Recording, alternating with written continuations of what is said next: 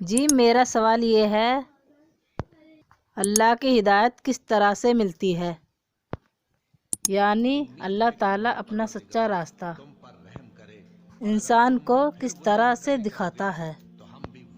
Please آسان بھاشا میں سمجھائیں۔ بھائی جو اللہ تعالیٰ کی قدر کرتا ہے، اللہ کی کھوج میں محنت کرتا ہے، اللہ تعالیٰ اس کو راستہ دکھا دیتا ہے۔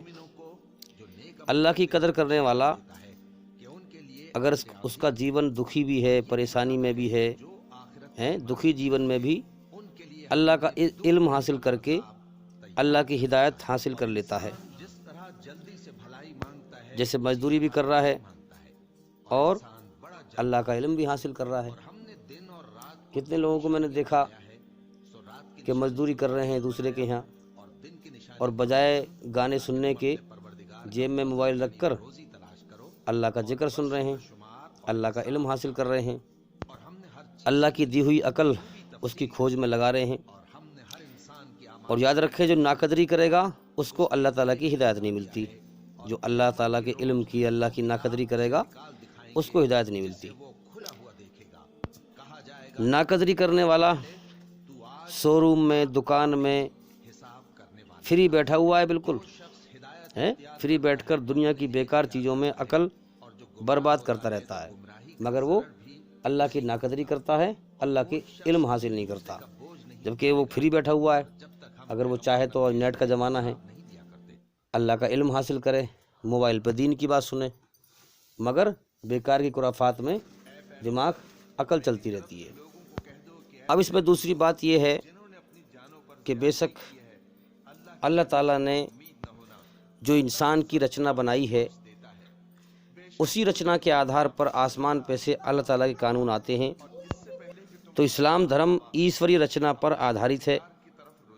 جس مالک نے ہمیں بنایا ہے وہ اپنی رچنا کے آدھار پر آسمان سے اپنا دھارمک قانون بھیجتا ہے، پھر وہ انسان کی رچنا سے میچ کر جاتا ہے، تو انسان اپنے سچے مالک کی سچی راہ کو پا جاتا ہے، مگر وہی پاتا ہے جس کے اندر خیر کی طلب ہوتی ہے، بھلائی کی طلب ہوتی ہے۔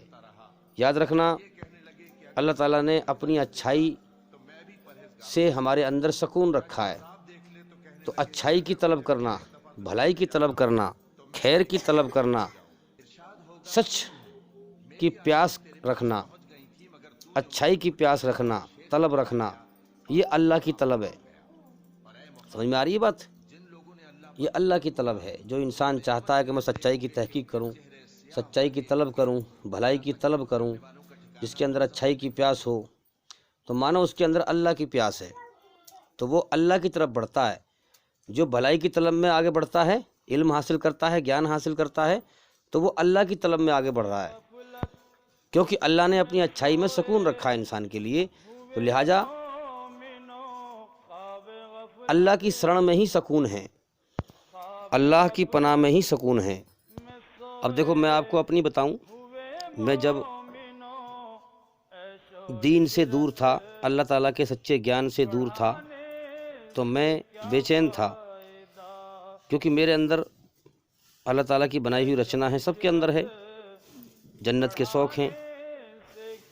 تو میرے اندر کیا تھا کہ مجھے سکھ ملے تو وہ چھنے نہیں، جو بھی نعمت ملے وہ چھنے نہیں، جیون ملے تو موت نہ آئے، صحت ملے تو بیماری نہ کھائے، جوانی ملے تو بڑھاپا نہ آئے۔ یہ سپنے تھے اندر سے، تو یہ جنت کے سپنے ہیں، سورگ کے سپنے ہیں۔ مگر یہاں تو ہم دنیا میں دیکھ رہے ہیں، قدم قدم پر دکھ ہیں، پریشانیاں ہیں، مصیبتیں ہیں۔ یہ دنیا موت کا گھر ہے، خطروں کا گھر ہے، بیماریوں کا گھر ہے، مصیبتوں کا گھر ہے۔ ہم ان کو پسند نہیں کرتے، لیکن ان کی بھرمار ہے۔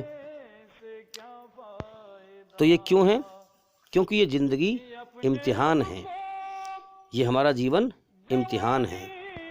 پھر جب میں نے گیان حاصل کیا، پھر جب میں اسلام سے جیون کا مقصد اور جنت کے بارے میں جانا، تو فوراً اللہ کی بنائی ہوئی میرے اندر رچنا اور آسمان سے آئے ہوئے اللہ کے حکم فوراً میچ کر گئے۔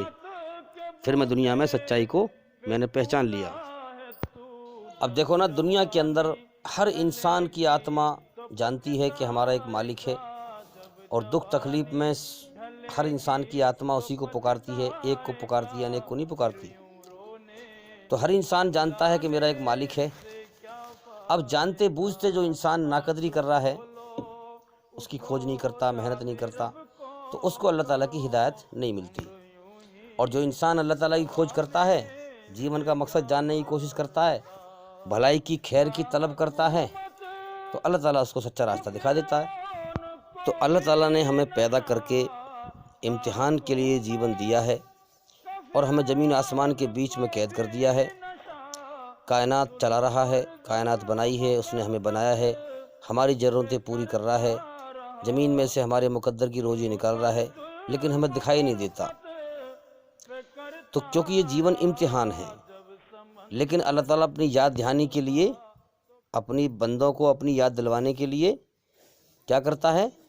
پیغمبر بھیجتا ہے دھرتی پہ، یا اپنے بندوں کے ذریعے سے پیغمبر بھیجتا ہے، ان کے ذریعے سے لوگوں کو یاد دہانی کراتا ہے کہ تمہارا ایک مالک ہے جس نے تمہیں جیون دیا ہے، تمہاری جان اس کے قبضے میں ہے، جب چاہے گا موت دے کے اٹھا لے گا، موت کے بعد اصل زندگی ہے، اس کی تیاری کرو، اللہ کو راضی کرو۔ تو جو انسان کے اندر اللہ نے رچنا بنائی ہے اپنی، اسی رچنا کے آدھار پر پیغمبر کو حکم ہوتا ہے کہ اللہ کا حکم لوگوں کو سنا۔ اب جو لوگ اللہ کی قدر کرتے ہیں، دنیا میں انسان بھٹکا ہوا ہوتا ہے، دنیا کے جیون کو سب کچھ سمجھتا ہے، اسے موت کے بعد کی زندگی کا ہوش نہیں ہوتا، اسے اپنے جیون کے مقصد کا ہوش نہیں ہوتا کہ میرا جیون امتحان چل رہا ہے، میرا دنیا میں میرا بنانے والا میرا امتحان لے رہا ہے۔ دنیا بنائی ہی اس نے اس لیے، جو میری قدر کرے گا اور مجھے راضی کر کے دنیا سے مر کے آئے گا، وہ جنت کا انعام پائے گا، اور جو میری نعمتیں کھا پی کر ناشکری کرے گا اور مجھے ناراض کر کے آئے گا، میری رچنا کے خلاف چل کے آئے گا، برائی پہ چل کے آئے گا، وہ مرنے کے بعد نرک کی آگ میں جائے گا، جہنم کی آگ میں جائے گا۔ تو اب جو ہے نبی سمجھاتا ہے۔ آج کے دور میں ہم دیکھ رہے ہیں کتنے لوگ ہیں جو سمجھا رہے ہیں، بتا رہے ہیں، جن کو اللہ کی ہدایت ملی ہوئی ہے۔ اب جو قدر کرنے والا ہے، وہ اللہ کی اسے یاد آ جائے گی کہ واقعی میں مجھے جانا ہے دنیا سے، دنیا میں ہمیشہ کے لیے نہیں آیا ہوں۔ تو اللہ کا علم حاصل کرے گا، قدر کرے گا، تو اس کو ہدایت مل جائے گی۔ اور جو ناقدری کرے گا، اللہ کا حکم آئے گا اس کے پاس اور وہ اس کو ایکسیپٹ نہیں کرے گا، اس کو نہیں مانے گا، خیر کی طلب نہیں کرے گا، دنیا میں کھیلتا رہے گا، بھٹکتا رہے گا، تو مرنے کے اس کو ہدایت نہیں ملے گی اللہ کی۔ اللہ تعالیٰ سچا راستہ اس کو نہیں دکھائے گا، مرنے کے بعد نرک کی آگ میں جائے گا۔ تو میرے بھائیو، یاد رکھیں کہ دنیا میں کوئی بھی انسان ہمیشہ رہنے کے لیے نہیں آیا ہے۔ یہاں انسان آیا ہے، لوٹ کر اللہ کی طرف جانا بھی ہے۔ اسی لیے اللہ تعالیٰ نے قرآن مجید میں فرمایا ہے کہ ہم لوگوں کو اپنی نشانیاں دکھاتے ہیں اور ان کو سمجھاتے ہیں، تاکہ شاید کہ لوٹ آئیں، لوگ اللہ کی طرف لوٹ جائیں۔ تو لوٹنا کیا ہے کہ انسان دنیا سے مر کے جانے سے پہلے یہاں سے جانے کے ہوش میں آ جائے۔ یہ اتنی بڑی کائنات کو اللہ تعالیٰ بڑے حساب سے چلا رہا ہے، سچائی کے ہوش میں آ جائے کہ میرا ایک مالک ہے جو مرنے کے بعد میرے جیون کا حساب لے گا۔ کیونکہ اللہ تعالیٰ ہمارے اسی ہوش کا امتحان لے رہا ہے، جو ہوش اور سمجھ ہم دنیا میں لیے پھر رہے ہیں، اسی ہوش کا امتحان ہے کہ جو اس کائنات میں غور کر کے اللہ کی طرف دھیان لگائے اور اس کے حکموں کو پہچان لے اور اسے راضی کر کے مر جائے، وہ ہمیشہ کی زندگی کا حقدار بن جائے گا، ہمیشہ کے اللہ کے انعام کا حقدار بن جائے گا۔ اور جو دنیا کے اندر ہی بھٹک کر مر جائے، وہ مرنے کے بعد نرک کی آگ میں جائے گا۔ اب دیکھو نا، انسان کا شریر جو ہے مٹی سے بنا ہے، اور انسان کی روح آتما آئی ہے آسمان پہ سے۔ تو شریر چونکہ مٹی سے بنا ہے، اس کی غذائیں، اس کے کھانے پینے کے انتظام بھی مٹی سے پیدا کر دی ہیں اللہ نے، اور روح آسمان پہ سے آئی ہے۔ تو روح نے اقرار کیا ہے، جب اللہ نے پوچھا الستو بربکم قالوا بلی، کہو کیا میں تمہارا رب نہیں ہوں؟ تو ہم سب نے کہا کہ بے شک آپ ہی ہمارے رب ہیں۔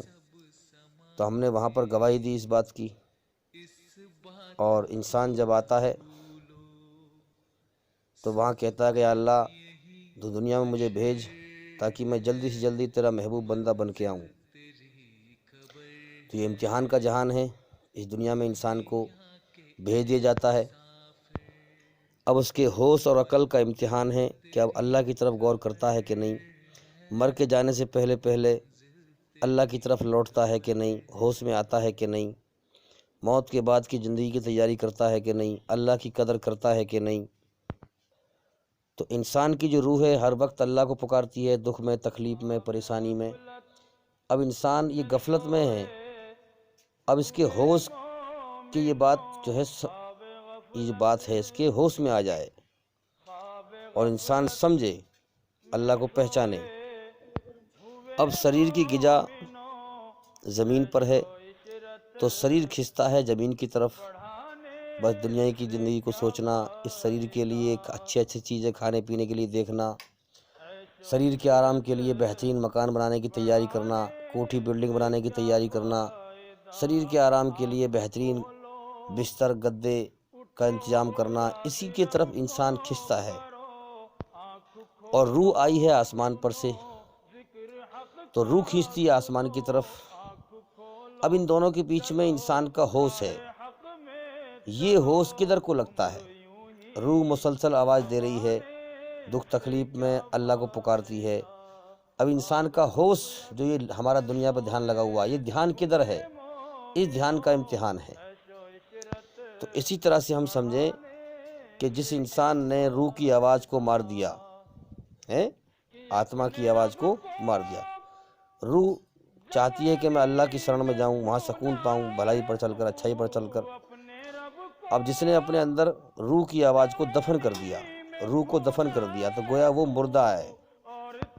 جو انسان دنیا کی لذتوں میں لگا ہوا ہے، دنیا کو ہمیشہ گھر سمجھ کے جی رہا ہے، دنیا میں بری طرح بھٹک چکا ہے، دنیا میں گم ہو چکا ہے، دوسرے کی موت کو دیکھ کر اندھا ہے، اپنی موت سے بے ہوش ہے، تو لہٰذا اللہ کی طرف سے انجان ہے، بے ہوش ہے، تو وہ مانو مر چکا ہے۔ اسی کے لیے قرآن مجید میں کہا گیا ہے کہ تم مردوں کو نہیں سنا سکتے، جو اندھے گونگے بہرے ہیں، آنکھ رکھ کر سچ بات کو نہیں دیکھتے، کان رکھ کر سچ بات کو نہیں مانتے، کان رکھ کر سچ بات کو نہیں سنتے، دل رکھ کر سچی بات کو نہیں مانتے۔ تو جس نے اپنی اندر کی اچھائی کی آواز کو دبا دیا اور روح کی آواز کو دبا دیا اور دنیا ہی میں گم ہو گیا، دنیا ہی میں بھٹک چکا ہے، تو وہ ہمیں تمہیں دکھتا ہے چلنے پھرنے سے انسان کا ڈھانچہ، مگر اصل میں وہ حیوان ہے، حیوان سے بھی بدتر ہے، کیونکہ جو اللہ کو نہیں پہچانتا وہ کیا انسان ہے۔ اسی طرح سے جو بھی قوم جس کے پاس اللہ کی کتاب رہی اور وہ اللہ کو بھول کر کے دنیا میں گم ہو گئی، دنیا میں بھٹک گئی، شریر کی لذتوں میں لگ گئی، دنیا کے اندر تیاری کرنے میں کہ میرے شریر کو آرام ملے، بہترین کوٹھی بنگلہ ہو جس میں میں رہوں، بہترین بستر ہوں جس میں میں سوؤں، بہترین کھانے ہوں جسے میں کھاؤں، تو جو شریر کی غذا کے چکر میں، شریر کی پورتی کے چکر میں لگ گیا، اللہ کو بھول گیا، وہ قوم تباہ ہو گئی۔ یاد رکھیں اس قوم پر اللہ تعالیٰ کا عذاب آتا ہے۔ تو آج ہم دیکھ رہے ہیں کہ مسلمان قوم اللہ کو بھول کر کے دنیا میں بھٹک گئی۔ اس والا حساب ہے کہ دکھنے میں تو مسلمان ہیں مگر اندر ایمان سے خالی ہے، اندر سے ایمان کی روح نکل گئی۔ جسے مردہ ہوتا ہے، مردہ پڑا ہوا ہے کوئی، اس کی آنکھ بھی وہی ہیں، کان بھی وہی ہیں، زبان بھی وہی ہے، ہاتھ پیر بھی وہی ہیں، مگر اندر روح نہیں ہے، روح نکل گئی، اس لیے وہ نہ بول رہا ہے نہ دیکھ رہا ہے۔ اسی پرکار سے ہمارے اندر سے ایمان کی روح نکل گئی، دکھنے میں ہم مسلمان ہیں، کیونکہ ہماری جو محنت ہے وہ شریر کی غذاؤں پہ لگ رہی ہے کہ اچھا کوٹھی بلڈنگ ہو، اچھے مکان ہوں، اچھا کھانے پینے کو ہو، اچھے بستر ہوں۔ اس لیے یہ قوم دنیا میں گمراہ ہو گئی، بھٹک گئی۔ سب کی بات نہیں کر رہا میں، زیادہ تر عام طور پہ۔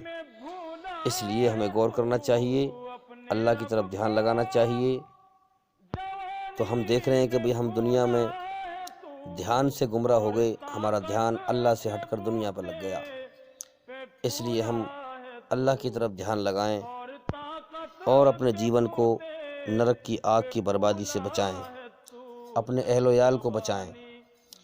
تو اس لیے بھائی میں بار بار کہتا ہوں کہ ہمارے چینل کے اندر جا کر ایک ایک کر کے ساری ویڈیو دیکھیں اور سنیں، تاکہ جلدی سے جلدی اندھکار سے نکل کر روشنی میں آئیں۔ امید کرتا ہوں کہ سوال کا جواب پورا ہو گیا، اور بھی انشاءاللہ زندگی رہی تو پھر ملاقات ہوگی۔ السلام علیکم ورحمۃ اللہ وبرکاتہ۔ یاد رب کو کرو، عمر یوں ہی گوانے سے کیا فائدہ۔